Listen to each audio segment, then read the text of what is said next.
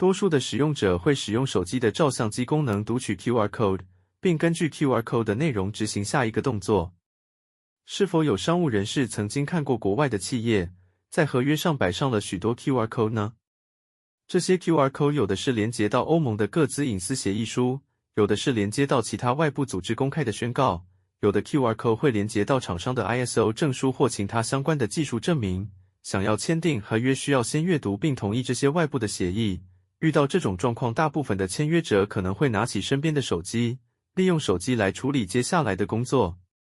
可是手机的画面有限，连接出去的合约文件一般都超过10页，在手机上作业不但会造成阅读上的困扰，在商务处理上也造成诸多不方便之处。虽然 Chrome 浏览器提供许多好用的小工具，协助使用者处理 QR code 并得到所需要的资讯，但使用上不够直觉，不够好用。因此介绍大家一个好用的小工具，这个小工具或许可以解决商务人士上述提到的问题。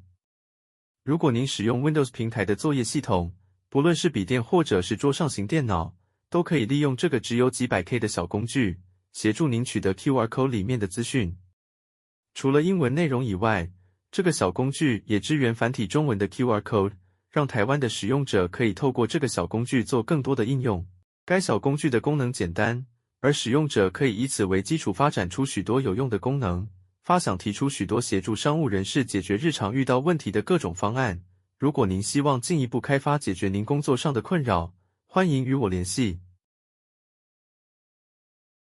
以下简单展示这个小工具的使用方法与功能。使用者在这个小工具的图示点击滑鼠左键2下开启这个小工具，请不要关闭这个工具开启的视窗，让小工具在背景继续工作。如果未来这个工具可以以系统服务或者是系统功能的方式运行，使用者使用起来应该会更方便，但今天为了展示，所以不以系统服务的模式开启。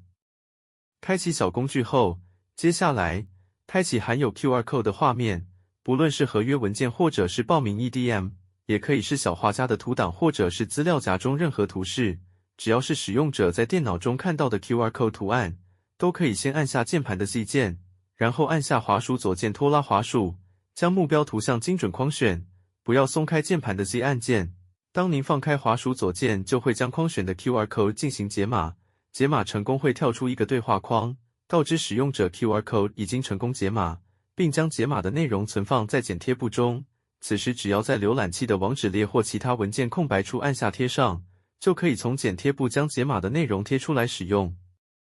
之前有提到使用者可以以此为基础发展出更多有用的应用，也许开发者可以进一步处理 QR code 的文件内容，只要侦测到 QR code 的内容是 HTTP 开头，如果没有安全议题考量，帮助使用者直接开启浏览器，可以让工作流程更顺畅。